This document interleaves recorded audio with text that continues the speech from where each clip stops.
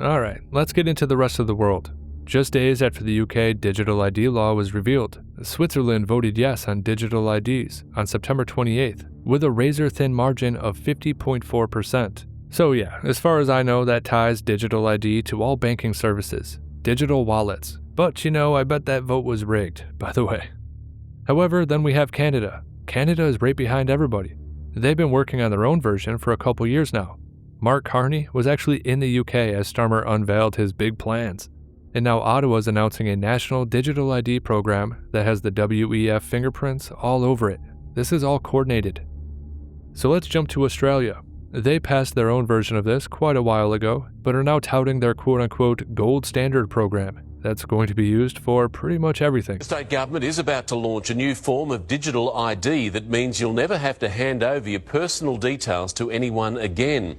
It will all be stored in the Service New South Wales app on your phone, which will prove you are who you say you are. A radical plan to crack down on social media abuse is being considered by the federal government. For more, Nine's Oliver Haig joins us live in Adelaide. Ollie, how will it work? Layla, good morning. Essentially, it will work the same as a passport. Australians forced to submit 100 points of identification like their driver's licence or passport when using social media accounts like Facebook and Twitter. Now, police would have access to those social media accounts, and it's all part of a crackdown on online abuse. Now, users could be liable for defamation suits or even criminal prosecution, and it's all part of a plan hoping to deter people from engaging in bad behaviour. Now, the recommendations were handed down by a federal parliamentary inquiry. They're reforms that are being considered by the Morrison government, with the chairman saying there is merit to remove the veil of being anonymous. Layla? We've taken another step towards a cashless society. A big bank has confirmed customers in some locations can no longer withdraw money over the counter as branches continue to wind back services. It's up there with the pub with no beer, the bank with no cash. ANZ has confirmed some branches no longer handle cash at the counter. Others are directing customers to smart ATMs for cash transactions. The latest figures on ATMs shows the number of machines has more than halved from almost 14,000 back in 2017 to around 6,000 in the middle of last year. For years, cash was king, but not anymore.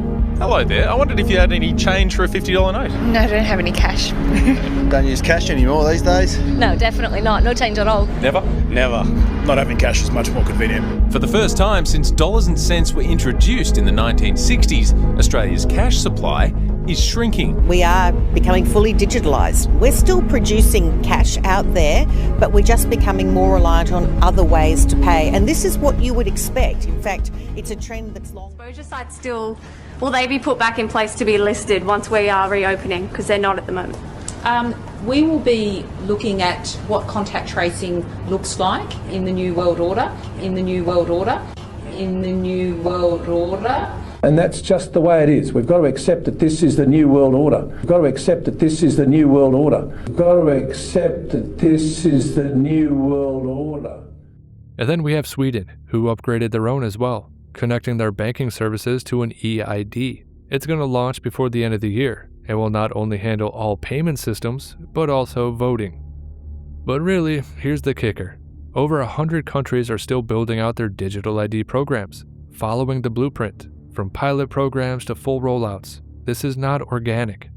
I mean, we also have India, of course, with their Aadhaar program, 1.3 billion people using it for all services. Another place that India leads, but there's a lot more that all of you can be involved in driving forward, is this digital public infrastructure. You know, my country was the first where they made cash illegal. 2016, digitalization was forced on the country. 8 o'clock in the evening announced midnight, cash was illegal, the big notes. And 70% of the economy crashed.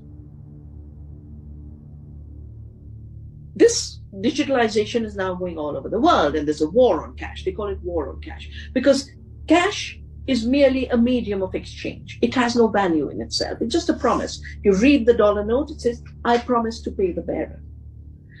When it's digital, even a credit card. You know, you're giving rents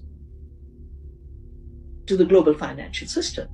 But when it's cryptocurrency in the hands of algorithms, in the hands of big tech, they will do what is happening in China. Create social credit system to decide a new caste system. And you might have also followed that while all this has been happening, the founder of the World Economic Forum did a book called The Great Reset on how to deal with the COVID crisis. And everything we're seeing unfold is part of that Great Reset. But an element of that Great Reset is you will own nothing. If ever there was a time for humanity to wake up, now is the time. Estonia claims their version is going to be needed for 99% of services. And then we have China. Of course, we know about them. Picture your life in a place where everything you do, what you buy, how you behave, is tracked. The government gives you a score, and the score is a measure of how trustworthy you are as a citizen and determines what you're allowed to do, like ever. Boarding a train, getting a mortgage, all goes back to this score. It's called social credit. It's actually happening in China. The system's eyes are in big data, artificial intelligence, and roughly 200 million surveillance cameras. She's a 752. That's her rating with Sesame Credit. You start with 1,000 points, and you can print out your report anytime. You lose points for things like jaywalking, littering, tossing cigarette butts, or spreading rumors. Cameras do a lot of the surveillance work, but it's pretty analog too, like posters that list the ways you can gain or lose points. And each night, local TV shows the surveillance highlights of the day. She's an information collector, a paid enforcer who walks around and writes down deeds about her neighbors. Like the man who carried a drunk person home. Things like this are good deeds, she said. But the farmer overheard swearing and being rude, yeah, bad deeds. Her quota is 10 a month. She likes the work. Thinks the city's... However, then we have South Korea, who tied their new digital ID to biometric surveillance. From healthcare to banking, they got you locked down. And then we have Singapore. Digital ID is used by 97% of citizens already. And then we have Denmark, who upgraded their version via public-private partnerships, banking, healthcare, taxes, you know the deal. We have Nigeria, who were really the first testbed for this cradle-to-grave initiative and are bragging about how they finally reached 100 million people on this program. Yeah, big tech has been in Africa using them as a testbed for all this stuff. Typical. We even have the United Arab Emirates, who are bragging about how they linked digital ID to facial recognition services. And then finally, we have the entire EU, who are now at the point of having a digital wallet tied to a digital identity, and it's becoming mandatory. It's kind of funny how the entire world is implementing digital IDs at once. It must be a coincidence, right? Putting you in control of your information and providing a secure and convenient way to access online services. There really is an almost global push towards getting the West and other countries signed up to a system of digital identification. Ontario's digital IDs will be launching later this year. Digital identity wallets, it's an European tool. So what's being talked about is a digital ID. Anda mesti ada dengar pasal identity digital national kan? And we've seen this come out. This is the language of places like the World Economic Forum. Digital identity is increasingly the cornerstone of how we engage in society.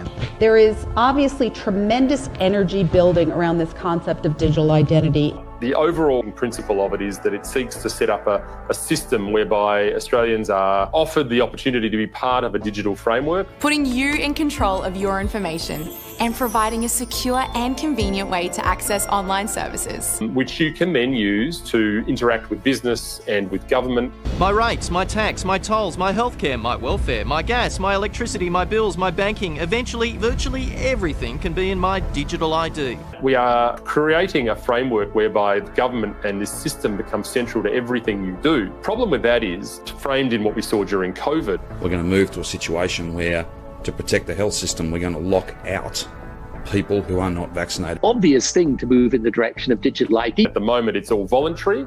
and we're told it's voluntary. If you're an individual, you will not have to have one of these digital ID. Once the framework's in place, it's not that difficult to amend bills to make it completely compulsory. The government's position on COVID-19 vaccinations is that it is voluntary. The vaccine mandate has kicked in. This gives government the opportunity to turn you on or off, whether you are naughty or nice. Imagine needing to go to hospital and needing to use your Medicare, but not having, having been a holdout for digital ID. Well, perhaps you just don't go to hospital. And we might all laugh at that, but that's basically what we saw during COVID. There are an untold number who are being denied these life-saving organ transplants because of their vaccination status. Sheila Annette Lewis has died after she was refused an organ transplant because she refused the COVID vaccination. And this is the framework we're setting up with this bill here. And it looks like the government are going to ram it through without debate. And the ramifications are huge. Imagine plugging this into a central bank digital currency and plugging it into data from surveillance. You give yourself a turnkey society potentially whereby people can just be cancelled. And we saw that in Canada with the truckers. Banks have already started to freeze the accounts of people involved in the protests. If your truck is being used in these protests, your corporate accounts will be frozen. And if you want to look into the dystopian future, have a look at what China are doing, where people can be deducted from their bank account for jaywalking because the camera saw them, they have a digital ID and their WeChat bank account just gets deducted without them even doing anything. We're not that far off that. That is where these things potentially lead if we're not careful. So why not join some of the millions of people already verifying their ID through Australia's digital ID system?